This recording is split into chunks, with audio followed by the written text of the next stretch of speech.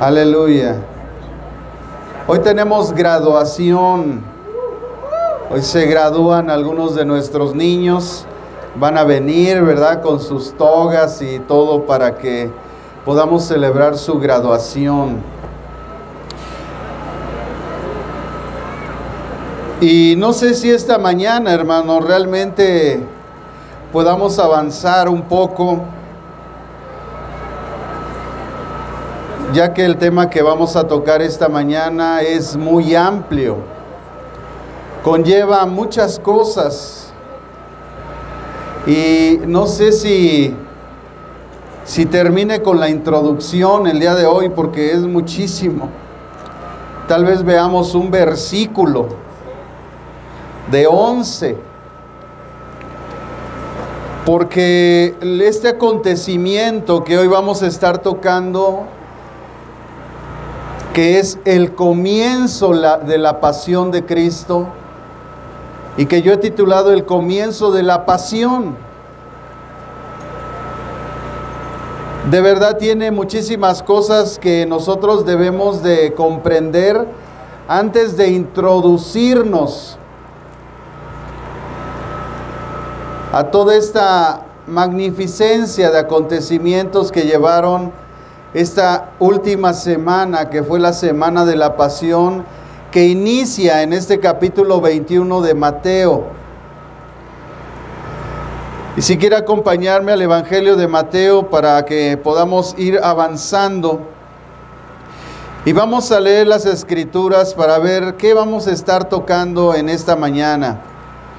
Dice el Evangelio de Mateo en el capítulo 21: cuando se acercaron a Jerusalén y llegaron a Betfagé, al monte de los olivos, Jesús envió 2 discípulos diciendo: id a la aldea que está enfrente de vosotros y enseguida hallaréis una asna atada y un pollino con ella. Desatadla y traédmelos. Y si alguien os dice algo, contestadle: el Señor los necesita, pero luego los devolverá. Todo esto aconteció para que se cumpliera lo que dijo el profeta: decid a la hija de Sión, tu rey viene a ti, manso y sentado sobre un asno, sobre un pollino, hijo de animal de carga. Entonces los discípulos fueron e hicieron como Jesús les mandó. Trajeron el asna y el pollino, pusieron sobre ellos sus mantos, y él se sentó encima. La multitud, que era muy numerosa, tendía sus mantos en el camino. Otros cortaban ramas de los árboles y las tendían en el camino. Y la gente que iba delante y la que iba detrás aclamaba diciendo: Hosana al Hijo de David, bendito el que viene en el nombre del Señor, hosana en las alturas. Cuando entró él en Jerusalén, toda la ciudad se agitó, diciendo: ¿quién es este? Y la gente decía: este es Jesús, el profeta, el de Nazaret de Galilea. No debemos nunca, hermanos, mientras nosotros leemos el Evangelio de Mateo, que estamos estudiando para que Cristo sea formado en nosotros, perder de vista que el propósito del Evangelio de Mateo es demostrar que Jesús era el Mesías de los judíos. Ese aspecto no lo debemos de dejar de ver, por lo cual uno de los aspectos importantes que vemos en Mateo es el énfasis de que en cada acontecimiento de la vida de Jesús generalmente viene respaldado de una profecía, porque la demostración era que Él era el Mesías. Por lo tanto, cada acontecimiento en la vida de Jesús en este Evangelio va acompañado de una profecía, del cumplimiento de una profecía que había sido una promesa dada por Dios a través de los profetas bíblicos. a través de todos esos hombres que escribieron la Biblia y que mucha gente nos cuestiona y nos dice, pues demuéstrame que la Biblia es la palabra de Dios. Y a esa gente hay que contestarle, mejor tú demuéstrame que no lo es. Porque mucha gente, siempre digo, habla por hablar. Mucha gente que está en contra de las Escrituras ni siquiera la ha leído, ni siquiera la ha estudiado. Y entonces, ¿por qué se deja llevar por las opiniones de gente externa, sin escrúpulos, y vaya usted a saber qué intenciones tienen? Porque siempre la gente que vive con una doble moral está en contra de Dios, porque no quieren dejar su vida de pecado, no quieren dejar al amante, no quieren dejar el orgullo, la vanidad, la soberbia, la altivez, el egoísmo. Y entonces viven vidas dobles. Y como no quieren entrar a los mandamientos de Dios donde se prohíbe que nosotros dañemos al prójimo y que amemos a nuestro Dios con todo nuestro corazón, con toda nuestra alma y con todas nuestras fuerzas, pues prefieren vivir una vida de ignorancia. Mejor que ellos comprueben que este libro no es de Dios. Cuando fue escrito por más de 40 autores en más de 1500 años, y que todos coincidieron en los escritos, que era gente de diferente vulgo, de diferente cultura, de diferente época. Mejor que ellos demuestren que esta no es la palabra de Dios. Que ellos demuestren que todo lo que habla la Biblia acerca de la ciencia es mentira, acerca de la antropología. De hecho, la antropología no existiría si la gente, los estudiosos, no hubieran podido venir primero a la Biblia para ver dónde estaban ubicados las ciudades que aquí se describen como Babilonia, como Asiria, como los medopersas, como los griegos y los egipcios. Mejor que ellos demuestren que la Biblia no es verdad, cuando la Biblia habla de los principales reyes de Egipto, los cuales fueron avergonzados por el Rey de Reyes y el Señor de los Señores. Mejor que ellos demuestren que la Biblia no es cierta, cuando habla de la genética en el libro de Génesis, más de 5000 años antes, 5000 años antes de que siquiera la ciencia pudiera tener este conocimiento. Mejor que la gente nos demuestre que la Biblia no es la palabra de Dios, cuando todos los aspectos que están aquí profetizados, están profetizados con una calidad y con una especificación tal que hasta se dice el nombre de las personas, el lugar, cómo van a reaccionar y lo que van a hacer, como sucedió en este pasaje de Mateo capítulo 21, donde Jesús le dice a sus discípulos, salgan, y allá en la entrada de Jerusalén, él estaba en Betfagé, al frente del monte de los Olivos, viendo la ciudad de Jerusalén, y dice, bajen allá, y a la entrada de Jerusalén, allá hay un pollino que está con un asna. Cuando en la tradición judía los asnos y los pollinos no los colocaban en la entrada, sino los colocaban en la parte posterior, porque Jesús tenía rayos X en sus ojos, que vio hasta allá, vio el lugar, vio los acontecimientos, la reacción de la gente, y con lujo de detalle lo señaló. Mejor que la gente compruebe que la palabra no es la palabra de Dios. Y este capítulo 21, hermano, no fue la excepción, pues fue el cumplimiento de 3 profecías: Zacarías capítulo 9, versículo 9, Isaías 49 y Sofonías 3:16. Se los voy a repetir: Zacarías 9:9, Isaías 49 y Sofonías 3:16.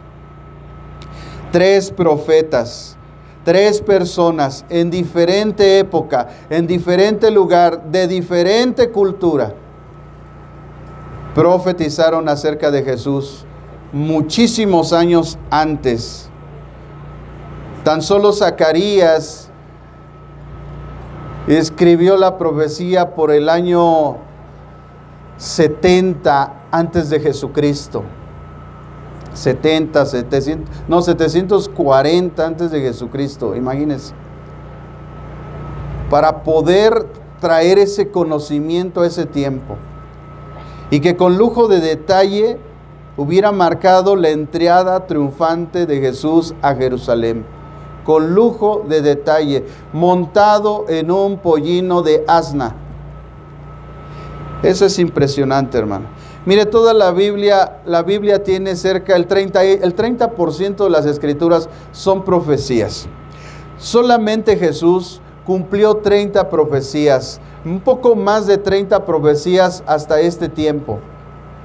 Pero Jesús, muchas de las profecías dichas hacia Él no tuvo ninguna injerencia directa, o sea que Él se haya propuesto cumplirla, porque ¿cómo Él iba a cumplir el lugar de su nacimiento? Que iba a ser de una virgen, que iba a ser en Belén. ¿Cómo Él iba a disponer eso de antemano, hermanos? Si no es porque Él en el supremo consejo de Dios ya lo había establecido y solamente había hablado acerca del acontecimiento, pues Dios es el mismo ayer por todos los siglos y Él ve todas las cosas y las pone de antemano para que cuando se cumplan sepamos que Jesucristo es el Rey de Reyes y el Señor de los Señores. Qué tremenda es la Biblia, hermanos. Mejor que la gente nos compruebe que no lo es. Y que no nos estén cuestionando, mejor que se pongan a leerla y que nos comprueben que la palabra de Dios no es lo que dice ser. Porque ningún libro, hermanos, escrito asevera con tanta claridad que es la palabra de Dios. Solamente hay 3 religiones monoteístas en el mundo: la judía, los musulmanes y los cristianos, nada más. ¿Y sabe qué tienen en común estas 3 religiones? Que el libro base de los judíos es la Tanaj, que nosotros le llamamos el Antiguo Testamento. La base de nuestra Biblia es el Antiguo Testamento, que para los judíos es el Tanaj, pero además para nosotros el Nuevo Testamento. Pero los musulmanes, muchos de sus escritos están basados en la Biblia. Porque los musulmanes son primos hermanos de los judíos. Y son las únicas religiones monoteístas que hablan de un solo Dios vivo y verdadero. Mejor que la gente nos compruebe que la Biblia no es la palabra de Dios. Cuando las 3 más grandes religiones del mundo están unidas de alguna manera o de otra. Eso es tremendo, hermanos. Es tremendo lo que la Biblia nos enseña. Muchas entonces de estas profecías acerca de Jesús, Él no tuvo ninguna injerencia, Él no pudo haber intervenido para su cumplimiento. Que nació uno en pesebre, que vinieron los magos de Oriente. Él no tuvo ninguna injerencia y se cumplió. Y las narraciones del cumplimiento van acompañadas de hechos sobrenaturales. Casi todas las narraciones proféticas vienen acompañadas de hechos sobrenaturales. Como lo fue el cumplimiento de esa profecía de Mateo 21, donde Jesús demuestra su omnisciencia y su soberanía. Y cómo Él conoce todas las cosas. Y cómo como Rey soberano dispuso esos acontecimientos desde antes de la fundación del mundo. Todo ya establecido.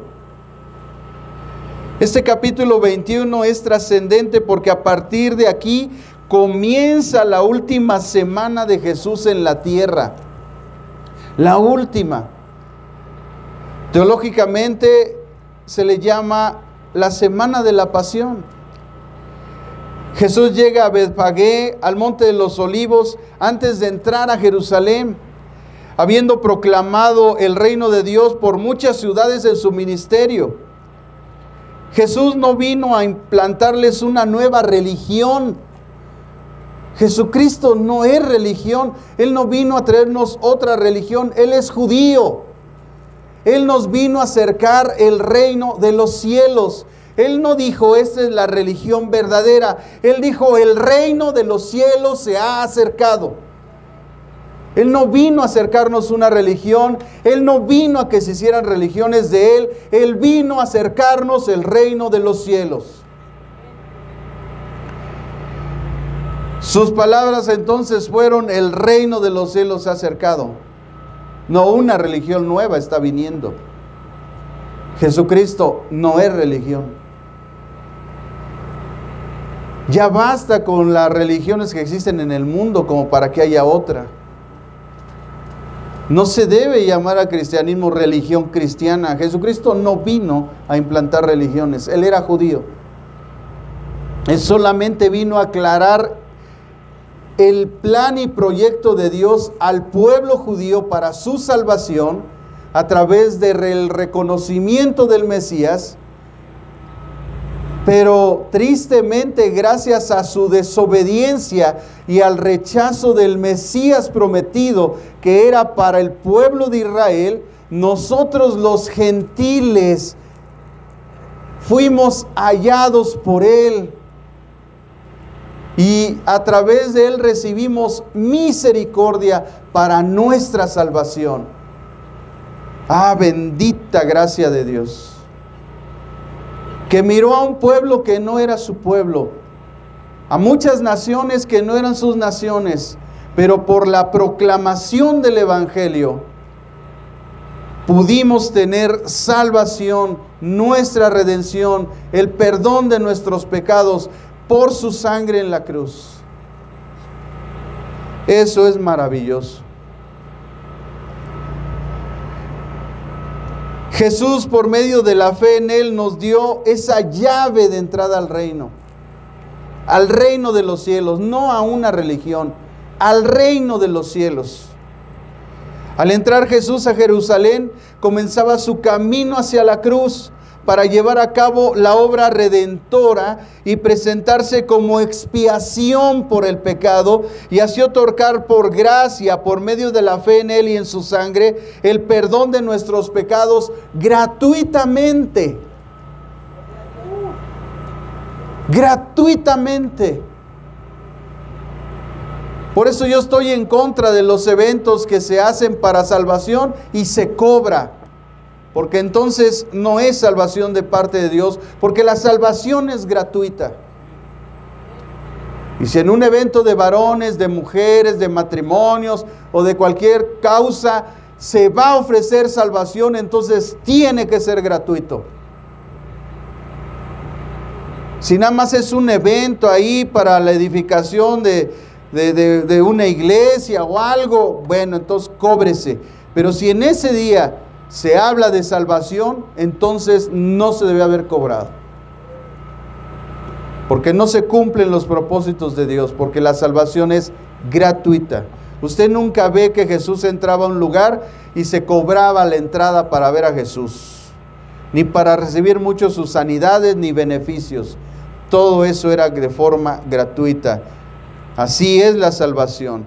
En aquel tiempo Jerusalén, hermanos, era la principal ciudad judía. Ahí estaba el templo de Salomón, ahí convergía toda la gente de muchas naciones. Muchos judíos acudían a esa ciudad. Y todavía hasta nuestros tiempos, el anhelo de muchos en nuestro corazón es conocer Jerusalén, la ciudad del gran rey.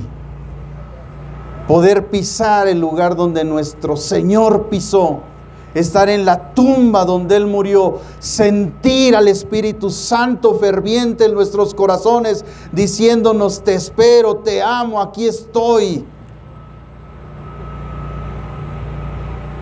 Caminar los caminos donde nuestro Señor caminó, mirar a la gente y observar, imaginarnos esos tiempos. Y ver en el rostro de las personas posiblemente el rostro de Jesús, porque Él era judío. ¡Qué maravilloso! Es anhelo de nuestro corazón. La Biblia dice que todas las naciones irán a Jerusalén. No dice que irán a Roma, dice que irán a Jerusalén. La ciudad del gran rey, la ciudad bendita y santa que es Jerusalén. No es Roma, es Jerusalén. La ciudad del gran rey. La ciudad que levantó David, la ciudad llamada Sión. Pero como el diablo todo imita, pues ya hay una imitación, ¿verdad? También. Jerusalén es la principal ciudad de todo este mundo. Como dijimos, 3 profetas del Antiguo Testamento habían profetizado este acontecimiento. Isaías había profetizado 740 años más o menos antes todos estos acontecimientos. Para que te des una idea que son 740 años, Estados Unidos se fundó solamente poco más de 500 años apenas. O sea, mucho más tiempo de lo que duró la constitución de lo que es ahora Estados Unidos. Muchísimo tiempo antes ya se había hablado de una profecía como esta. Imagínense. Cuando en aquellos tiempos ni siquiera Jerusalén se llamaba así. Jerusalén se llamaba Jehús. Imagínese usted, ni siquiera se llamaba así y ya habían hablado de la ciudad, de la constitución, del nombre de esa ciudad, y ya se había dicho lo que iba a pasar ahí. Qué tremendo es eso. Puesto entonces que la llegada de Jesús era para salvación, hermanos. Su entrada tenía que ser con toda humildad, con mansedumbre, con misericordia, en un pollino de asna, como un cordero. Pero Él va a regresar en un caballo blanco como el león de la tribu de Judá.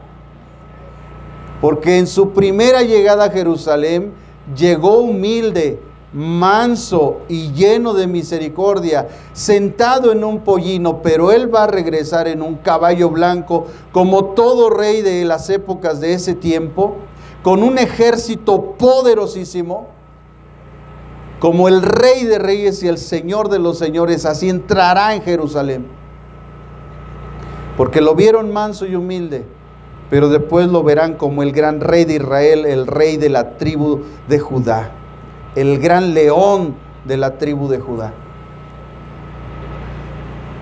La gente de Jerusalén en su gran mayoría tenía una prevalencia de ceguera espiritual. De hecho, en el camino, la semana pasada decíamos que había 2 ciegos físicos, pero que ellos tenían ojos espirituales, y hay una multitud detrás de Jesús que eran ciegos espirituales, aunque tenían ojos, no podían ver quién era al que iban siguiendo.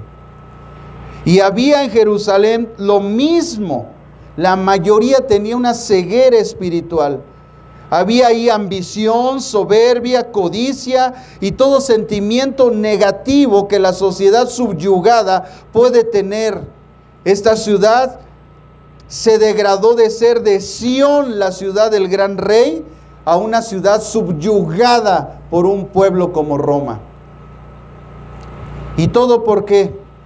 ¿Por qué vivió Jerusalén subyugada y el pueblo de Dios subyugado en esclavitud de Roma? Por sus pecados. Porque el problema espiritual es el pecado. Y las consecuencias físicas que muchas veces experimentamos son por el pecado. La esclavitud espiritual viene por el pecado. La Escritura dice, el que practica el pecado, esclavo es del pecado. Él es esclavo y puede estar aquí cantando al frente, puede estar tocando, puede estar allá danzando, puede estar levantando las manos, pero si está en pecado es un esclavo del pecado. Aunque aparenta libertad. Aquí hay un montón de gente gritando, Hosana en las alturas, bendito el que viene en el nombre del Señor. Esclavos, esclavos de sus pecados. Vivían esclavos y como consecuencia subyugados por un pueblo que era Roma. porque ese es el castigo que Dios determinó para su pueblo Israel por no querer obedecerlo.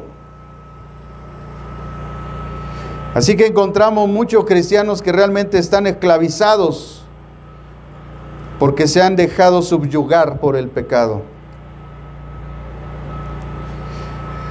Este pueblo no veía la raíz de sus males. No era el yugo de Roma la raíz de sus males, sino sus pecados. Como había sucedido en la antigüedad, con Babilonia sucedió lo mismo. ¿Por qué fue esclavizado Israel a Babilonia? Por sus pecados, por su desobediencia a Dios. ¿Por qué fue esclavizado después por los menospersas? Por sus pecados, por su desobediencia a Dios. ¿Por qué después los asirios también los subyugaron? Por sus pecados, por su desobediencia a Dios. ¿Por qué estaban aquí subyugados? Por sus pecados, por su desobediencia a Dios. Así que de esa manera, de una forma espiritual, ya puedes saber por qué estás como estás, por tus pecados, por tu desobediencia a Dios. La paga del pecado es muerte, pero la dádiva de Dios es vida eterna en Cristo Jesús, Señor nuestro. Por tal motivo, el concepto del Mesías que tenían era errado, pues esperaban un rey libertador del yugo de Roma, y no un rey manso y humilde, que se sacrificaría por redimirlos de la raíz de sus males, que realmente era el pecado, porque Dios va a la raíz de las cosas. Él no corta los árboles por las ramas, Él los desarraiga de raíz. El Señor desarraiga el mal de raíz. Por eso Jesús, cuando vino diciendo que si nuestros ojos están viendo maldad, debemos de sacarlos de nosotros, y no habla en un sentido literal, sino figurativo, de que lo que tenemos que hacer con el pecado es cortarlo de tajo, duela lo que duela. Hoy hay una historia en el libro de Génesis con Abraham, porque Abrahamcito y Sara le quisieron llorar a Dios. Dios les había dado la promesa de un hijo, pero como ya estaban, ¿verdad?, betabeles, ya ni reviviendo a Roma funcionaban sus aparatos. Entonces Dios les dio una promesa que iba en contra de su intelecto, porque no entienden que nuestro Dios es todopoderoso. Para Él nada es imposible, porque Él no está basado en nuestras limitaciones, ni en nuestro ego, ni en nuestras posibilidades. Él se basa en su poder. Y entonces traen a una sierva Agar que se meta con Abraham. Y al rato, como siempre ocurre en las buenas familias, ¿verdad?, donde hay dos mujeres. Oye, dos mujeres, un camino, está difícil, ¿eh? Si a veces no se puede con una, yo no sé cómo hay gente que se atreve con dos. Y ese pecado Dios lo cortó de tajo. Y cuando vinieron los problemas entre los hijos, ¿entre quién? Entre los hijos de Agar, el hijo de Agar y el hijo de Sara, hubo problemas. Y entonces Dios le manda a Abraham que despida a Agar y a su hijo. Oye, eso es cruel. Bueno, a tus ojos y a mis ojos, pero a los ojos de Dios no, porque al final quien se va a encargar de ellos es Él, no Abraham.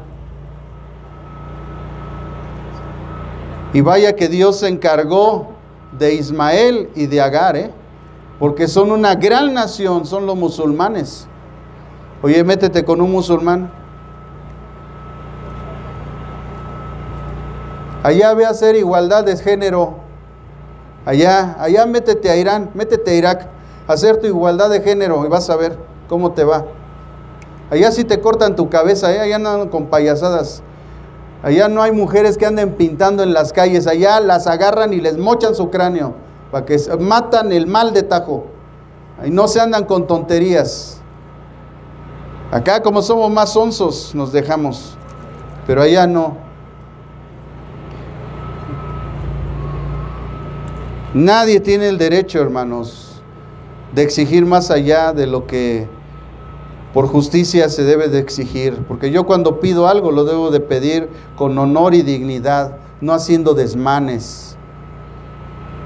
Pero hoy estamos en una generación malvada y perversa, profetizada por Jesús además, por si faltaba algo, para que se viera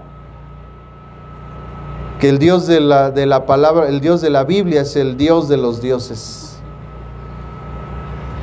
Así que ellos tenían un concepto equivocado del Mesías, por supuesto. Ellos querían ser librados del yugo de esclavitud de Roma, cuando la raíz de sus males era el pecado.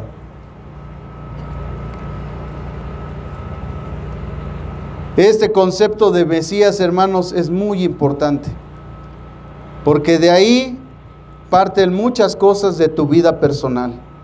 El concepto que tú tienes de Jesús va a marcar cómo tú vas a vivir la vida cristiana y vas a vivir en Cristo. Si tú solamente consideras que Él es un profeta más de los muchos que han existido, un iniciado, un iluminado, pues por eso vives la vida que vives. Porque si tú hubieras tomado sus principios, sus enseñanzas y sus mandamientos, tendrías una vida diferente. Porque Él manda que nosotros tengamos ciertos tratos con nuestras esposas, con nuestros hijos, con nuestra familia, con la sociedad, con nuestros gobernantes. Las enseñanzas de Jesús nos llevan a una sujeción mutua, nos llevan al amor, a la misericordia, a la gracia, a la piedad. Pero es por el concepto que tenemos de Jesús que vivimos vidas religiosas, tradicionalistas, sin fruto, con problemas y circunstancias, porque no aprendemos los principios de la palabra de Dios. Principios claros que no se deben de cuestionar, se deben de obedecer por nuestro bien. Así que la multitud que le rindió honores cuando entró, al no ver su Mesías libertador en estos 7 días de la semana de la pasión, lo humilló, lo enjuició, lo maltrató, lo crucificó. Y todo esto también para cumplir otra profecía de los de Isaías, de los Salmos y de otros profetas. Todo eso sucedió con lujo de detalles. Cómo echaron suerte por sus ropas, cómo se las repartieron, las palabras que Él dijo en la cruz, todo estaba completamente escrito. Y todo así aconteció. Qué tremendo es eso. Por mucho que Jesús hubiera querido que lo llevaran a la cruz, si no hubiera habido una intervención divina, no lo hubieran llevado, porque el mismo Poncio Pilatos dijo, yo no hallo ningún mal en él. Si Jesús, ya viendo en el punto de que iba a ser crucificado, como cualquier persona normal, ya cuando ve, ¿verdad?, que de verdad es en serio la cosa, él se hubiera negado y hubiera dicho, no, no es cierto, y pum, hubiera negado y se hubiera ido. Pero la obra del Espíritu Santo que fortaleció su vida para llevar a cabo los propósitos de Dios en su vida, lo llevó a pasar todo un viacrucis, toda una semana de pasión, de tristeza, de aflicción, de ver a su pueblo perdido, de usar el templo de Dios como una cueva de ladrones, de sacar a la gente, de verse obligado por la actitud de la gente a sacarlos del lugar santo. Qué tremendo es eso. Y después experimentar el rechazo de su pueblo, los escupitajos, los gritos, las ofensas, las humillaciones, las burlas, los latigazos, los clavos en la cruz. Y a pesar de eso, decir en la cruz, Señor, perdónalo porque no saben lo que hacen. Que la gente nos demuestre que este libro no es la palabra de Dios. Porque nosotros no tenemos nada que demostrarles. Todo está aquí, que vengan aquí y que lo estudien, para que vean que este es el libro de los libros. No hay un libro como este, no existe en este mundo.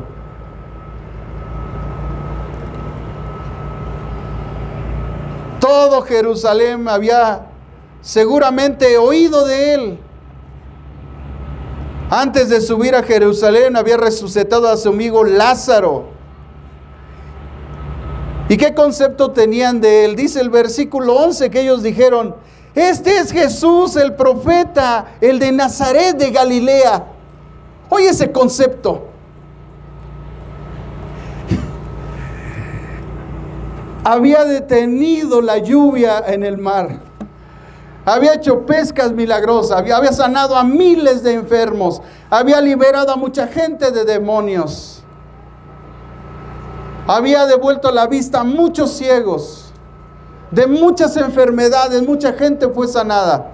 Y todavía antes de entrar a Jerusalén muestra la salvación hacia un chaparrito así llamado Zaqueo, el cual transaba a toda la gente, que después le regresó al 5 por 1 de lo que él les había robado. Y Jesús le dice: ha llegado la salvación a esta casa. Va con Lázaro, lo resucita, llega a Betfagé, llega y les dice: miren, van allá, ahí hay un pollino, está un asna, y les dice con lujo de detalles lo que está ahí. Lo reciben con gloria y resulta que para ellos solamente es Jesús, el profeta de Nazaret de Galilea.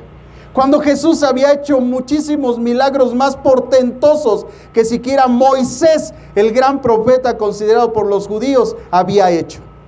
Qué tremendo es cuando la gente no tiene un concepto correcto de lo quién es Jesucristo. Por eso vive como vive, sin Dios, sin esperanza.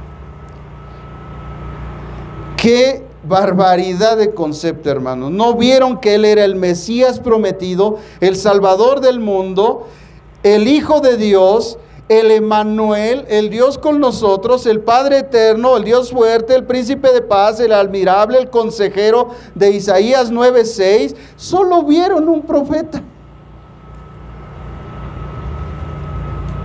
Y como dice Lucas, ¿verdad? En el capítulo 13, versículo 34, o como dice Mateo 23:37 más adelante, cuando Él llega a la entrada a Jerusalén, les dice: Jerusalén, Jerusalén, que matas a tus profetas y a todos los que te son enviados. Por supuesto, como nada más tenían que Él era un profeta, por eso lo mataron. Porque si ellos hubieran sabido que Él era el Hijo de Dios, no se hubieran atrevido a ponerle una mano encima. Hasta una parábola Jesús les profirió al respecto de los obreros de la viña, donde les dice que les mandó a muchos servidores y a todos los mataron, y después el dueño les mandó al hijo, igualmente lo mataron. Y dice Jesús: ¿qué crees que va a pasar con esos que mataron al hijo del dueño? ¿Qué crees que les va a suceder? Por eso, ¿quién contó esa generación, hermanos? Cuando no supieron el tiempo de su visitación. Y lo mismo pasa en este tiempo con esta generación, donde está a punto de venir por segunda vez el Señor Jesucristo, y viene el arrebatamiento de la iglesia y la gente está dormida, porque no tiene un concepto correcto de lo que es Jesucristo. Y se van a quedar para experimentar la ira de Dios, que no se puede comparar con ningún terremoto, con ninguna pandemia, sino que cosas sobrenaturales van a suceder en este mundo, porque este mundo va a ser completamente destruido. 2/3 partes de la población mundial va a morir. Estoy hablando de continentes enteros. El único mapa que existe al final de los tiempos es el mapa de la zona de Jerusalén, Israel, Irán, Irak, Rusia. Todo ese lado es lo único que va a existir. Ni México, ni Canadá, ni Estados Unidos, ni Sudamérica aparecemos en el mapa del fin de los tiempos. Y Jerusalén se va a mantener firme hasta el final, porque es la ciudad del gran rey. Ni Roma va a existir. También la van a destruir. Está profetizado en el libro de Apocalipsis. ¿Dónde van a quedar esas grandes religiones? ¿Dónde van a quedar ese orgullo, esa vanidad que hoy hay en las religiones? Va a quedar en el polvo. Solamente Jerusalén va a prevalecer hasta el fin. porque ahí va a descender Jesús. Y esto, hermanos, es solo la introducción, porque todos estos antecedentes debemos de conocer antes de entrar al capítulo 21 y poder ver con claridad lo que el Espíritu Santo quiere hablar a nuestros corazones. Entonces, como reconocieron solamente que era un profeta, por eso lo mataron. Nos damos cuenta que el concepto que tenemos entonces de Jesús manifestará un día lo que haremos con Él, con sus enseñanzas, principios y mandamientos. Lo que tú haces es por el concepto que tienes de Cristo en tu vida. Por eso andas de enamorado, por eso andas de enamorada. Por eso andas cometiendo toda clase de pecados, porque el concepto que tienes de Jesús no es el correcto. Cuando tú hagas a Jesús el Rey de tu vida y el Señor de tu vida, no vas a hacer lo que tú quieres, sino lo que Él quiere.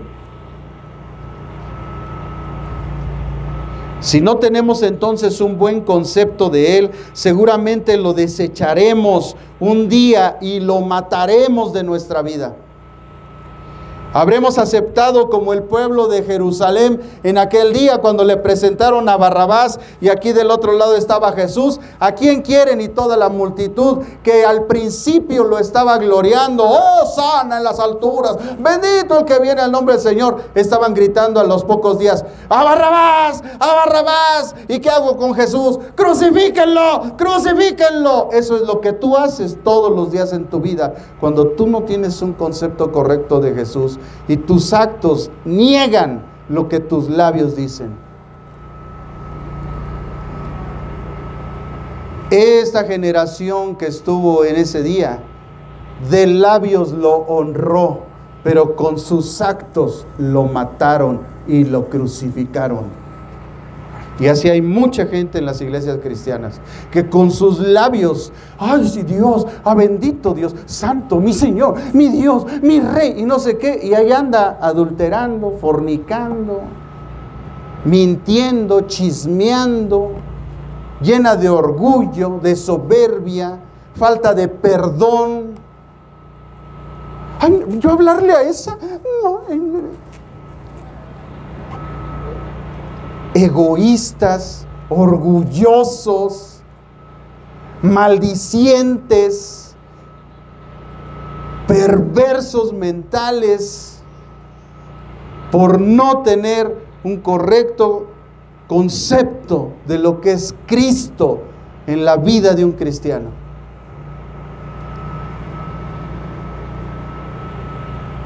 Esa generación lo humilló, lo enjuició, lo maltrató, lo crucificó. Y nosotros así estamos a veces, con nuestros actos. Estamos negando la veracidad de lo que es Cristo en nuestra vida. La gente no va a venir a la iglesia, ni tu familia va a venir a la iglesia por tus bonitas palabras, ni por la cantidad de versículos que te sepas, ni por la cara de Santa Catarina que pongas, o de sangoloteo. La gente viene por tu testimonio, porque tú eres diferente, porque tu vida es diferente, porque saben que estás en el mundo, pero no eres de este mundo. Porque aquí hay un sello que puso el Espíritu Santo en nuestros corazones. La gente no es cristiana por pertenecer a una religión. La gente no es cristiana por decirse cristiano. La gente no es cristiana por invocar a Cristo. La gente es cristiana es porque tiene al Espíritu Santo y su vida ha cambiado. Y el fruto de sus obras piadosas son el resultado de su fe, porque la fe sin obras está muerta. Así que estamos viviendo, hermanos, ante gente que está siguiendo evangelios equivocados, pensando que absteniéndose de cosas le va a agradar más a Dios. si estamos por su bendita misericordia nada más. No estamos por buenos, no estamos porque somos perfectos, no estamos porque no nos equivocamos, no estamos porque de repente nos enojamos, estamos aquí por su bendita misericordia, por su bondad, por su amor, porque Él nos escogió desde antes de la fundación del mundo. Por eso estamos aquí, no somos dignos. Si no tenemos un buen concepto de Jesús, hermanos, lo vamos a crucificar en nuestra vida. Sin duda, la esperanza mesiánica estaba en la mente de los judíos, como todavía hasta este tiempo está, la esperanza de su Mesías.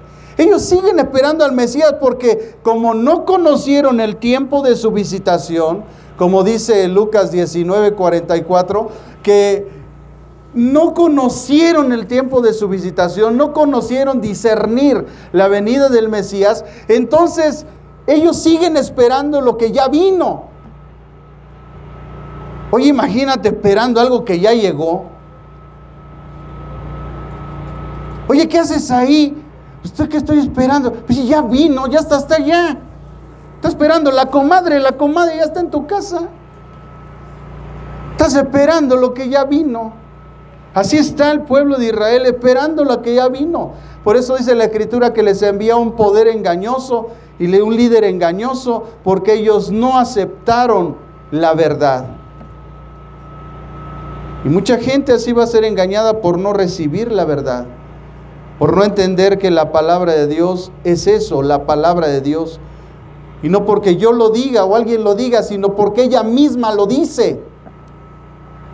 Usted lee en la Escritura muchísimas veces, en todo el Antiguo Testamento, claramente como dice, y habló Jehová, y habló Dios, y habló, y habló, y habló, y habló. ¿Y eso qué significa? Pues que es la palabra de Dios, no es nuestra palabra, es la palabra de Dios. Ella misma se determina como palabra de Dios, no es porque alguien lo dice.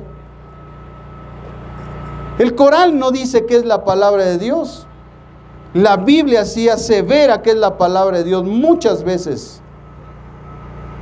No hay un libro que asevere que es la palabra de Dios. Solo la Biblia dice que es la palabra de Dios. Ella misma se nombra como la palabra de Dios. Y a Jesucristo como ese verbo, esa obra de esa misma palabra.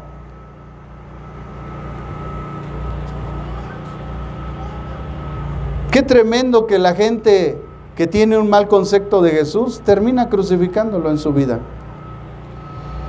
Qué contraste de carácter entonces, y tristemente así hay gente en las congregaciones o iglesias.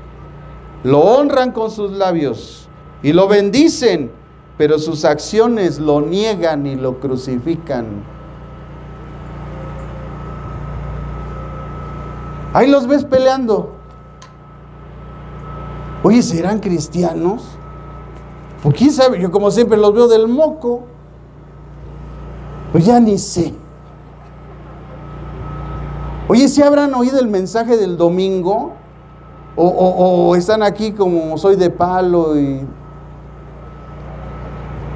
les entra por aquí y les sale por acá. ¿O qué clase de evangelio están viviendo? Yo no veo que cambien la vida. No veo que anoten los principios, que vengan aquí con una actitud de aprender, de anotar, de después en su casa llegar, analizar lo que se dijo, ver otra vez el video, ver los versículos, dejar que el Espíritu Santo trate en nuestra vida personal, para que vivamos vidas diferentes, para que por favor ya la mujer se sujete al marido, para que lo respete y para que el marido ame a su mujer y sepa cómo tratar a sus hijos, y que los hijos honren a sus padres. No veo eso.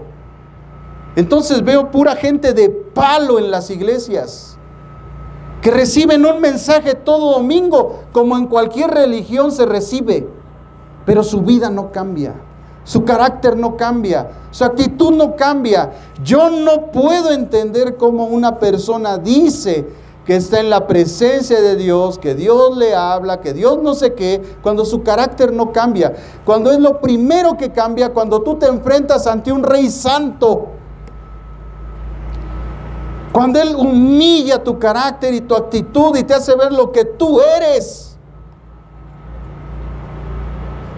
Cuando te presentas delante de ese Dios santo y Él te deja ver tu realidad, que eres polvo.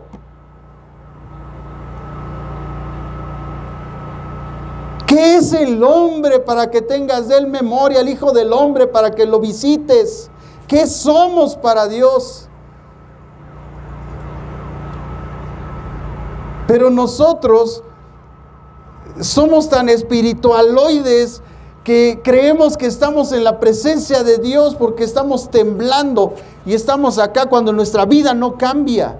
Caemos al suelo, nos levantamos y hacemos un montón de tonterías cuando nuestra vida no cambia. Yo a eso le llamo emocionalismo. Cuando alguien tiene un encuentro con Jesús, su vida cambia. Y si no, pregúntenle a Pablo. Él era perseguidor de la iglesia. Él estaba detrás de la iglesia para matar a los cristianos. Él creía que hacía bien, traía cartas para llevar a los cristianos a juicio, a la muerte. Cuando estaban apedreando estaban ahí apedreando al primer discípulo que fue muerto, a Esteban, ahí estaban apedreándolo. ¿Y qué, cómo ves, Pablo? Sí, denle duro, órale. Él estaba consintiendo eso. Pero un día tuvo un encuentro con Jesús, como tú un día lo tienes que tener, porque tú sigues viviendo la vida que tienes, porque no has tenido un encuentro con Jesús. Yo tuve un encuentro con Jesús en el consultorio, y ahí caí de rodillas ante la palabra de Dios. Ahí abrí las escrituras en el libro en aquel tiempo traía la versión interamericana, y la abrí en el libro de la sabiduría, y leyendo ese libro, fui impactado por la voz de Dios, mostrándome mi vida idolátrica, perversa, malvada. Caí de rodillas 4 horas llorando ahí en el consultorio, pidiéndole perdón a Dios por mis pecados. Porque esta es la palabra de Dios. Y cuando tú la escuchas y la haces tuya y la crees y estás dispuesto a cambiar tu vida, en ese momento hay una transformación. Hay un nuevo nacimiento. Tu vida cambia. Dejas de ser la leona de Tacubaya y el tlacuache de la Morelos. Digo, por decir algo, hermano. Necesitamos un encuentro con Jesús para que nuestra vida cambie. Porque yo lo único que he visto en personas es que han tenido una experiencia religiosa, como dice la canción. Nada más. Pero no han tenido un encuentro de Jesús, porque yo no veo que su carácter cambie. Por eso decimos, si usted me hubiera conocido, hermano, lo primero que hubiera visto hubiera sido mi mal carácter, mi mala actitud. ¿Y por qué ya no la tengo? Porque yo tuve un encuentro con Jesús. ¿Por qué ya no digo majaderías? ¿Por qué ya no tengo esos arrebatos que tenía antes? ¿Por qué ya no me voy a los golpes? ¿Por qué ya no voy y le digo, guárdame este fierrito? ¿Por qué ya no? Porque tuve un encuentro con Jesús. ¿Y por qué tú sigues gritando y alterando? Porque no has tenido un encuentro con Jesús. Yo te sugiero que lo vayas a buscar. Que hoy en la noche vayas a tener ese encuentro y te humilles delante de Él y consideres tus malas acciones y te arrepientas y le digas a Dios, Señor, a partir de hoy soy tuyo. Ya no quiero ser igual. Renuévame, Señor, hasta ponla de fondo. Renuévame, Señor Jesús, ya no quiero ser igual. La sabemos, pero sí, parlanchinamente, pero no la entendemos. De verdad tenemos que renovar nuestra mente, renovar nuestro corazón, renovar nuestros sentimientos, nuestro carácter, nuestra actitud, nuestras acciones. Estamos destruyendo vidas, estamos destruyendo la vida de nuestros hijos, la vida de nuestro esposo, de nuestra esposa, con nuestro carácter. Al rato vienen chillando, es que ya me abandonó. Pues no, hasta yo. No. Oye, nada más de verte cómo eres. Cualquiera, o sea, no creas que nada más tu viejo, también yo te dejaría, cualquiera. Es más, ya ni me hables. Sí, porque eso también se pega. No te formes un Mesías a tu conveniencia, hermano. Como lo hizo el pueblo judío y lo mataron de sus vidas. La gente se forma un Mesías a su conveniencia. ¿Y sabe por qué? Porque viene cuando quiere, hace lo que quiere, como Él quiere, donde Él quiere. Ese es el Mesías que se han formado. Él nos insta, nos exhorta a venir a la iglesia, a ser fieles, a ser parte de un cuerpo, a convivir, a amarnos, porque en eso conocerán que somos discípulos, en que nos amamos, no en que nos pegamos, no en que nos insultamos, no en que nos chismeamos, sino en que nos amamos los unos a los otros. En eso se conoce quién es real y quién no es real. No debe de haber lugar a la ira, a la contienda, al odio, al rencor, a los prejuicios. Debemos de saber perdonar. Por eso Dios no nos usa. Seguimos aquí, pero solo de apariencias, porque hemos formado un Mesías a nuestra manera y no como Él es. Él es el Rey, Él es el Señor. Aquí se hace lo que Él dice, no lo que tú dices.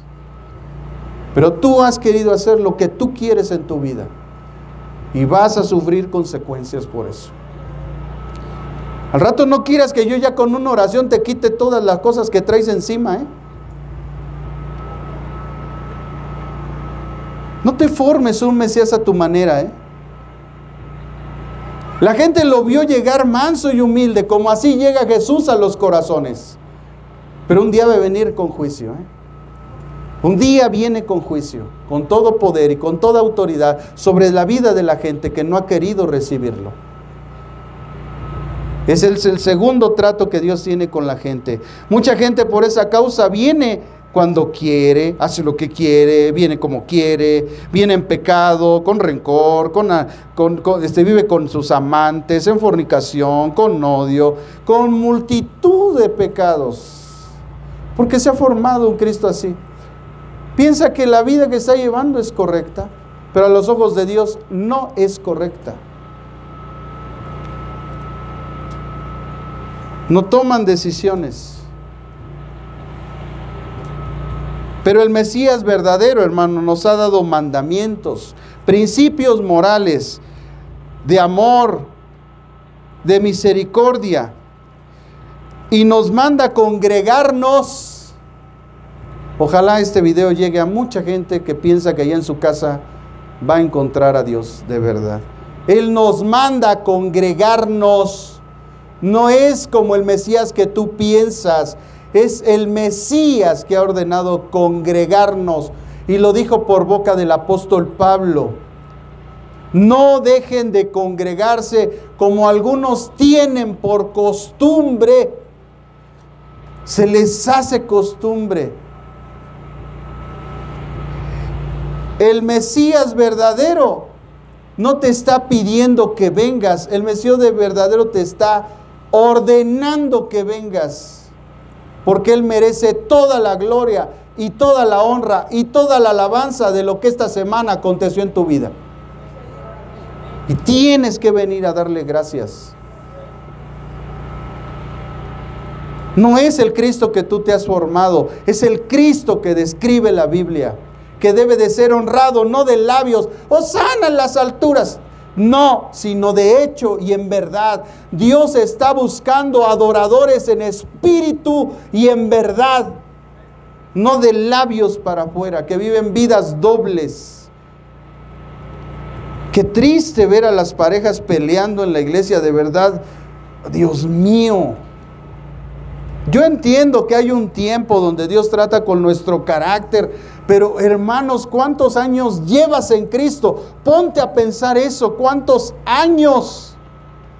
Porque hay gente que se jacta del tiempo que lleva en Cristo, según él en Cristo, porque para andar en Cristo, dice que el que está en Cristo, nueva criatura es, las cosas viejas pasaron y todas han hecho nuevas. Entonces realmente no han vivido una vida en Cristo, porque ni las cosas viejas han pasado, porque siguen igual, ni han hecho nuevas, porque siguen haciendo las mismas tonterías. No llevan una vida en Cristo, vienen aquí de una forma religiosa, pero no han vivido una vida en Cristo, porque una vida en Cristo por característica es que todas las cosas viejas pasaron. Ya la leona de Tacubaya se quedó en la cruz con Jesús. Somos llamados a una vida nueva. El changoleón también se quedó en la cruz. Somos llamados a una vida nueva, a un nuevo carácter, una nueva actitud, a tener la mente de Cristo, el corazón de Cristo, los ojos de Cristo, las palabras de Cristo. A eso somos llamados. Ese es el Mesías de las iglesias verdaderas, no el Mesías de la gente que se ha hecho para su conveniencia. Así que se hace necesario, hermanos, se hace necesario. Y es un deber de que sea evidencia en nuestra vida, que tengamos de Él ese correcto concepto, porque de lo contrario, coronarás a Jesús con una corona de espinas, y no con la corona que Él se merece como Rey de Reyes y Señor de Señores. Lo vas a crucificar y lo vas a coronar con una corona de espinas en tu vida. Así, amados hermanos, entramos al primer versículo de este capítulo. Qué tremendo, ¿no? Dice el versículo 1 del capítulo 21. Cuando se acercaron a Jerusalén y llegaron a Betfagé, al monte de los olivos, Jesús envió 2 discípulos. Ya hemos hablado lo que simboliza el número 2. 2 cosas en conflicto.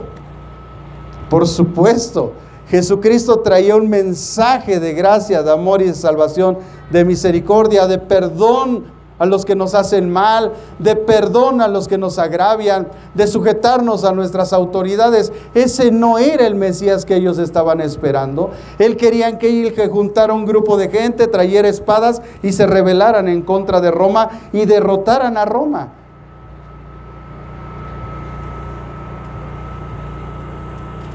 Y Jesús vino lleno de amor y de misericordia. ¿Se dan cuenta cómo la gente tiene conceptos equivocados de Jesús? Tú quieres vivir peleada o peleado con tu amigo, tu hermano en Cristo, pero eso no es lo que Cristo quiere. Él no quiere que estés hablando de la gente. Él quiere que respetes a la gente. Él quiere que ames a la gente. Él quiere que ores por tus enemigos. Él quiere que pidas misericordia por lo que te hacen mal. Pero ese es el Cristo que mucha gente no quiere, por eso no perdona, por eso no tiene la calidad moral que cuando alguien viene le pide perdón, le diga, sí, hermana, ¿sabes qué? O hermano, ¿sabes qué? Sí, yo también me equivoqué, perdóname, dame un abrazo, aquí se acabó todo, ahí nos vemos, no pasa nada, vamos a seguir adelante. No, pues, qué bueno, qué bueno, ya te perdoné, y empiezan a cantar, ¿no? A su mecha. Oye, qué bueno que me dijiste que me perdonas, ya me tenías con pendiente. O sea, vean esa actitud, hermanos. En vez de decir, ¿sabes qué, hermanos? Ya ni te tengo que decir, yo simplemente, no pasa nada, vamos a seguir. Ya se acabó, ¿para qué hablar más? El diablo también trabaja, debemos de entender. Pero no, ya te perdoné y no sé qué, a su mecha. De verdad, si no hubieras venido, no, es que O sea, nos hacemos los santurrones cuando estamos haciendo tonterías. Su mecha, hermano. En este versículo, especialmente, hermanos, vamos a ver la trascendencia del Monte de los Olivos. Usted va a ver qué precioso es esto. O sea, es que es tanto, de verdad, no sé, de este capítulo, hice cerca de 20 páginas de los dos lados. De los versículos que hay aquí, lo que implica, lo que enseña, lo que muestra, lo que escudriñando podemos encontrar. Y hoy vamos a terminar solamente con un versículo. No tenemos para más. Muchísimo, mucha enseñanza. El Espíritu Santo quiere traer muchas cosas a nuestra vida de este capítulo. Es trascendental, es el paso firme a la pasión, a la redención, a la exaltación de los hijos de Dios. Cuando estudiamos entonces bien las Escrituras, descubrimos que este Monte de los Olivos es trascendente en los planes y propósitos de Dios. Vea por qué. En este versículo 1 es el primer lugar donde Jesús se posa antes de entrar a Jerusalén. Ya lo ve arriba del monte viendo hacia la ciudad de Jerusalén, analizando el terreno, viendo el propósito de Dios. Es el lugar donde Jesús preferentemente se retiraba a orar. Ese monte era especial para Dios y para Jesús. Fue el monte donde al estar orando antes de su crucifixión, fue aprendido al ser entregado en traición por Judas Iscariote. Y enfatizo su apellido Iscariote, porque había otro Judas que no era el Iscariote. Además, después de resucitar, es el lugar donde se le presenta a sus discípulos y asciende al cielo. Y será el lugar donde aparecerá al regresar por segunda vez, según Zacarías 14:4, en el Monte de los Olivos. Por eso, en el libro de los Hechos, en el capítulo 1, versículo 10 al 11, dice: ese mismo Jesús que ustedes han visto ir, así igualmente aquí en este lugar regresará. Cumpliéndose la profecía de Zacarías. Qué chulada, hermano. El Monte de los Olivos tiene una gran importancia entonces profética. Pablo a los creyentes de Roma los llamó olivo silvestre. Romanos 11, 17 y del 19 al 24. El olivo silvestre era llamado acebuche. Dile que está a tu lado, acebuche. No acebuches, es acebuche. Sí, porque hay muchos que hacen buches, ¿verdad? Pero no, es acebuche. Así era llamado el olivo silvestre. Era una subespecie de olivo, era una subespecie. Pues era muy parecido al olivo, pero no era el olivo en esencia, porque el olivo natural era Israel. Y nosotros éramos olivo silvestre, un acebuche, era algo que se parecía al olivo, pero no éramos olivo. O sea, vean cómo Dios usa las imágenes, usa las cosas de la naturaleza, los animales, todo, para traernos un mensaje espiritual a nuestra vida. El olivo simboliza la paz y la reconciliación. Por eso vemos a una paloma con una ramita de olivo. La paloma que representa al Espíritu Santo y el olivo la paz y la reconciliación de Dios con la humanidad. Y esta imagen la acuñó la bandera de las Naciones Unidas. En un azul celeste ponen una paloma con una ramita de oliva y dicen Organización de Naciones Unidas. Pero también el olivo simboliza la longevidad, es decir, la larga vida y la inmortalidad. El olivo puede llegar a vivir más de 2000 años. El olivo, se lo voy a repetir, a ver si le cae el 20. El olivo llega a vivir más de 2000 años. Pregunta, ¿en qué año estamos?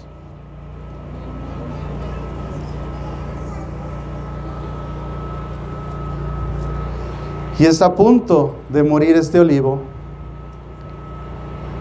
Dura un poquito más de 2000 años de vida. Llevamos 2022 años.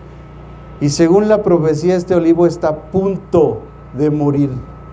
Por así decir, por terminar. ¡Ah, qué chulada! Es una bendición la palabra de Dios, de verdad. Estoy extasiado cuando estoy viendo estas cosas. Por lo que también al olivo se le atribuye un símbolo de resistencia y de renovación, siendo capaz de resistir condiciones muy adversas por mucho tiempo. Oye, vaya que la iglesia ha resistido, y vaya lo que ha resistido: persecuciones, la Inquisición, la Santa, dicen, Inquisición. Ha sobrevivido a la quema de la palabra de Dios por gente endemoniada, persecuciones, críticas, señalamientos, burlas. Y la iglesia sigue en pie, porque es un olivo. Porque fuimos injertados, nosotros que éramos olivo silvestre, fuimos injertados en el buen olivo, y comemos de la savia, y nos alimentamos de la raíz, y crecemos, y damos flor, y damos mucho fruto. Bueno, lo que somos olivo, ¿no? Pero eso no es todo. También representa prosperidad, fertilidad y abundancia de flores y de frutos. Así vemos cómo Dios, al usar ciertos elementos de la naturaleza, hermanos, animales, cosas celestiales, sin caer en el fetichismo, la idolatría, porque a veces, como el olivo, ya me voy a poner un olivo en la oreja, y no es para eso, no es un fetiche, hermano. El Señor trató de comunicarnos algo más de sus propósitos. En este monte de los olivos, en el año 70 después de Cristo, se posaron las legiones romanas. Ahí en ese monte de los olivos, ahí estaba el emperador Tito viendo hacia Jerusalén, y fue y la destruyó, y destruyó el gran templo, como Jesús había profetizado que sería destruido, y no quedaría piedra sobre piedra. Y otra vez la palabra de Jesús se cumplió. Que la gente nos demuestre que este libro no es la palabra de Dios después de todo eso.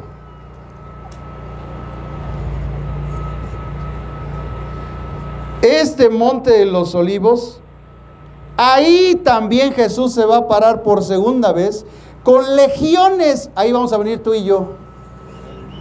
Ahí vamos a venir tú y yo, y vamos a estar atrás de Jesús. A ver cuántos son para no contarlos. Allá el anticristo y toda su bola. ¿Qué hubo? A ver. No, va a decir el Señor: tranquilos, yo me encargo. ¡Pum! Adiós, mundo cruel. Si te vi ni me acuerdo. Hermanos, de verdad lo que Dios hizo, lo que Dios tiene profetizado, lo que Dios quiere para nuestra vida, no es solamente que tengamos un concepto vano de lo que es Jesús, que tengamos un concepto real de lo que es Cristo en nuestra vida, para que no solamente de labios lo honremos, sino que con nuestro testimonio, nuestra vida, nosotros podamos decir confiadamente que somos hijos de Dios. No permitas que se forme un Mesías equivocado en tu vida, donde tú puedes hacer lo que tú quieres, donde tú eres el único que puede tomar las decisiones, porque entonces un día vas a estar crucificando a Jesús en la cruz, y lo vas a estar coronando de espinas, y lo vas a estar injuriando con tus actos, humillando con tus palabras, escupiéndolo con tus acciones. Ese no es el propósito de Dios. Jesucristo comenzó con pie firme el día de la pasión, para mostrarnos las señales, los prodigios, y nos diéramos cuenta que Él es el Rey de Reyes y el Señor de los Señores, que Él nos ha amado con amor eterno, que su gracia y misericordia es con todos y cada uno de nosotros, que Él desea que nuestra vida cambie. Allí había una multitud, hermanos. La mayoría de la gente de Jerusalén estaba ciega espiritualmente. Gracias a Dios hubo excepciones. Hubo gente que fue sanada, hubo gente que fue liberada. Las mujeres lloraban por él, porque sabían que él era el Mesías. Y ellas con sus pobres bocas querían apagar el bullicio de la gente que quería y pedía fervientemente que lo crucificaran. Sin embargo, Jesús, en su bondad y en su misericordia, caminó firmemente todo el camino hacia la cruz. Y este momento de entrada y llegada a Betfagé, al Monte de los Olivos, él estaba visualizando ya todo lo que le esperaba. Y aunque sabía que había guerra, persecución, espada, dolor y sufrimiento, empezó mandando a 2 discípulos para cumplir una profecía. Pero ¿en qué forma, hermanos? Dice el versículo 2 que el Señor Jesús les dijo: id a la aldea que está enfrente de vosotros, y enseguida hallaréis una asna atada y un pollino con ella, desatadla y traédmelos. Qué detalle de cosas, hermanos. Cómo Jesús sabía todas estas cosas. Él venía después de haber caminado casi 25 kilómetros desde Jericó, la ciudad maldita, con un montón de malditos atrás. Y ahí venía la gente atrás de él. Y entra a Jerusalén, porque venía la multitud que venía con él con Jericó, y la multitud que estaba en Jerusalén, de tal manera que había tanto por delante y por atrás gente que iba caminando y él en medio, así como en el metro cuando vas así, toda la gente. Y todos aclamando con su boca, pero no con su corazón. Todos seguramente queriendo creer, pero no sincerando su actitud con él. Y envió a 2 discípulos, porque él sabía que iba a haber un doble conflicto: la verdad de Dios contra el religiosismo de su época, los principios de Dios contra los principios del mundo, el corazón de Dios contra la maldad de la gente. Dos discípulos que simbolizan dos cosas en conflicto. Y con lujo de detalle dijo cómo iban a estar esta asna y este pollino. Y dice que iban a estar al frente, cuando la costumbre judía era que los animales estaban en la parte de atrás. ¿Cómo Jesús sabía que en ese preciso momento, por alguna razón, el dueño de esos animales los había puesto al frente? Los evangelios todavía nos dicen más, los evangelios sinópticos, los pasajes paralelos, lo mencionan también Marcos, que cuando llegaron ellos, los que estaban ahí, le dijeron: ¿a dónde llevan eso? Jesús ya les había anticipado, y si alguien les pregunta: ¿a dónde llevan eso?, les van a decir: el Señor los necesita y Él se los devolverá. Pero vean la palabra que está ahí, señores curios. Él se presentó como el curios. No dijo: Jesús de Nazaret lo necesita. No dijo: el profeta que ustedes están esperando. Ni siquiera el Mesías. Dijo: el curios lo necesita. Y bastó en el corazón de esos hombres al escuchar esa palabra para decir: si es el Señor, que se haga su voluntad. Hoy el Señor te habla y no quieres hacer su voluntad. No todo el que le dice Señor, Señor va a entrar en el reino de los cielos, hermanos. Es el que hace la voluntad del Padre que está en los cielos. Sabe que estas palabras, esta profecía había sido hablada en la eternidad. Y los profetas a los cuales Dios se les reveló, les dejó escuchar esa palabra de parte de Él, y ellos la hablaron. Pero estas palabras, estos hechos que nos fueron nombrados con anterioridad, fueron hablados en la eternidad por Dios. Los profetas de Dios escucharon esas palabras y las transmitieron a nosotros. Porque el Dios que tenemos es el Dios que ya ha hecho todas las cosas. El Padre, el Hijo y el Espíritu Santo, los tres en el cielo. Oye, vamos a llegar a Jerusalén. ¿Cómo llegaremos? El Verbo de Dios, Señor, si te parece, que entre yo en un pollino humilde, manso. El Espíritu Santo sabio diciendo sí, sí Jesús, porque el pollino representa la humildad y la mansedumbre de un rey. Su carácter de ser una bestia de carga anuncia que tú llevarás las cargas de todas las generaciones, de todos los pecados del mundo.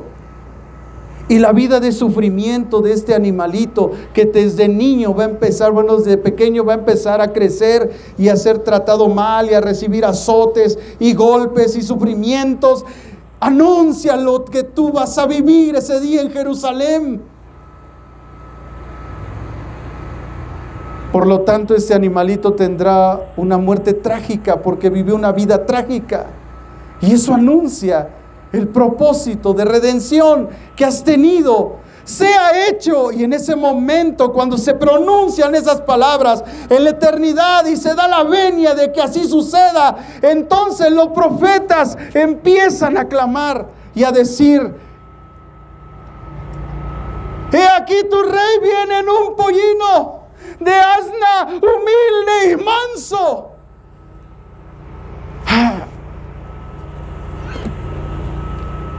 ¿Cuánto nos falta, hermanos, comprender los propósitos de Dios en nuestra vida? Saber su omnisciencia, su sabiduría, su soberanía, para saber que todo está perfectamente planeado.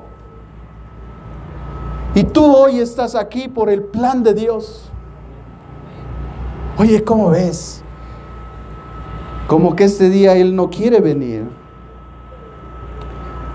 Y el Señor Jesús: pero yo lo he amado. Y el Espíritu Santo: yo lo voy a motivar para que venga. Sea hecho. Juanita, Lupita, Margarita y las voces de mis hermanas que vienen al frente aquí, que me acuerdo ahorita. Ven, yo te necesito. Y la gente que viene por primera vez a este lugar fue motivada por el Espíritu Santo, porque en la eternidad hay un plan para tu vida. Por eso yo te invito a que te pongas de pie y dispongas tu corazón. Y después de esta breve explicación, que nada más hemos abarcado un versículo de 11, puedas tú entender el plan maravilloso de Dios para tu vida, su soberanía, su omnisciencia. Si Él tuvo la capacidad de decir que había un pollino y todo lo que iba a representar, ¿tú crees que Él no sabe tu vida? ¿Tú crees que Él no sabe las cosas que estás pasando? ¿Tú crees que Él no sabe? Él las ha puesto. Él te trajo. Él dispuso tu corazón. Él todos los días está trabajando contigo. Y a veces tiene que poner, de hecho ya las puso las circunstancias, porque el único propósito es que lleguemos a su santificación. Porque el deseo del corazón de Dios es que nadie se pierda y que todos procedan al arrepentimiento. Pero ¿cuánto tiempo te vas a cansar de vivir la vida que estás viviendo y de obedecer a tu Señor? Él está impaciente. Él ha puesto todas las circunstancias para que tu vida cambie. Él te trajo a este humilde lugar. ¿Qué puede haber aquí? Si yo no veo ninguna figura, pero Él está aquí. Él no habita en templos hechos de manos de hombres. Él está donde 2 o 3 están congregados en su nombre. Él habita en la alabanza de su pueblo. Él y solo Él siempre está motivando al hombre porque Él nos ama, porque Él desea buenas cosas para nosotros. No te formes un Mesías como el que tú quieres. Él quiere que tú conozcas al Mesías de la Biblia, al que entró manso y humilde una vez a Jerusalén, pero que viene con gran poder y gran gloria. Ya no como un cordero, sino como el león de la tribu de Judá. Ya no viene en un pollino, viene en un caballo blanco. En su muslo tiene un nombre que dice Rey de Reyes y Señor de los Señores. Ese es el Rey que estamos esperando. Ese es el Rey que ha motivado este día que tú vengas hoy.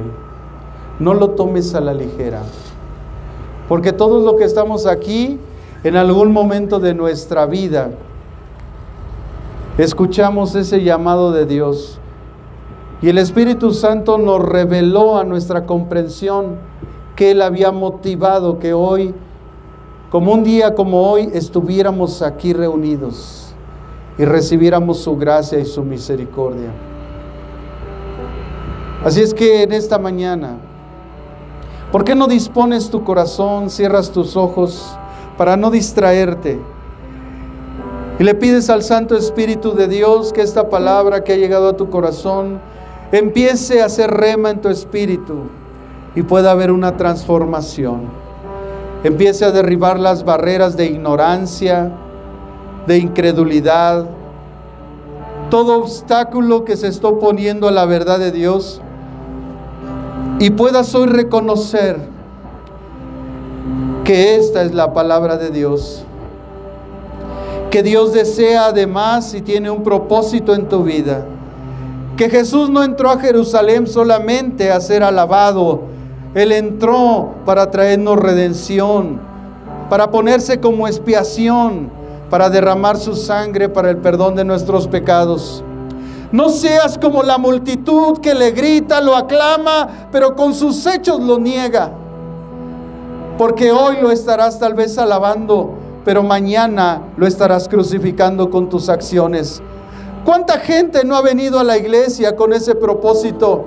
Y le ha gritado y lo ha alabado y ha saltado, y hoy ni siquiera tiene a Cristo en su corazón, porque solamente de labios lo honraron, pero no permanecieron, ni prevalecieron, ni estuvieron firmes en la palabra de Dios para vivir una vida en Cristo, para cargar una cruz, para que un día fuéramos glorificados con Él. No permitas que eso suceda en tu vida. Si tú vienes por primera vez, yo te invito hoy en el nombre de Jesús de Nazaret, ese mismo Jesús que un día entró a Jerusalén, manso y humilde y lleno de misericordia, hoy quiere entrar a tu corazón, hoy quiere dar un paso en tu vida y llamarte para que vengas al conocimiento de Dios. Dios le bendiga.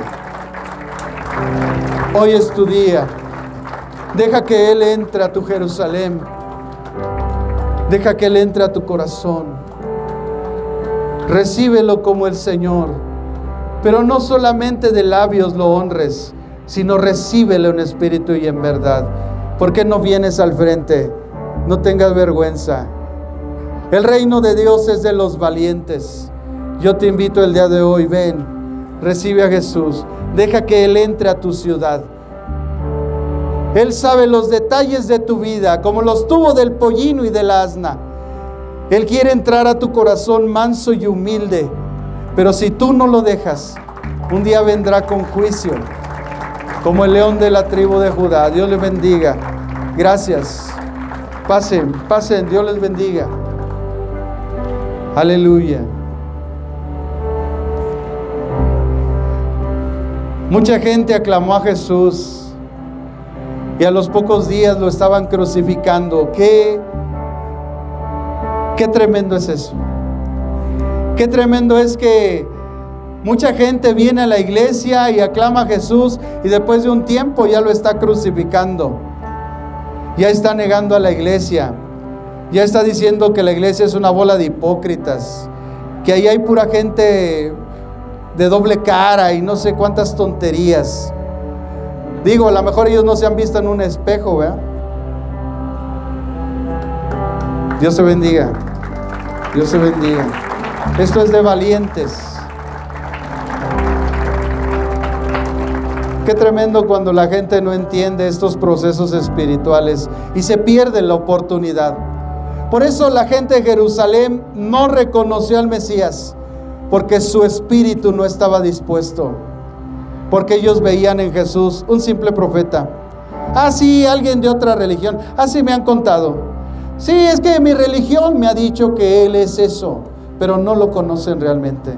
Él vino a transformar las vidas. Él vino a que nuestra vida fuera diferente, nuestro carácter diferente, nuestra actitud diferente, nuestros pensamientos diferentes. Él nos invitó a una vida nueva. Él nos dio las llaves de un reino a través de su sangre y la fe en Él. Y hoy estas personas están aquí al frente, dispuestas a que Jesucristo entre en sus corazones como el Rey manso y humilde, para no recibir el juicio al cual un día Él va a venir a esta tierra. Cierre sus ojos aquí al frente, incline su rostro.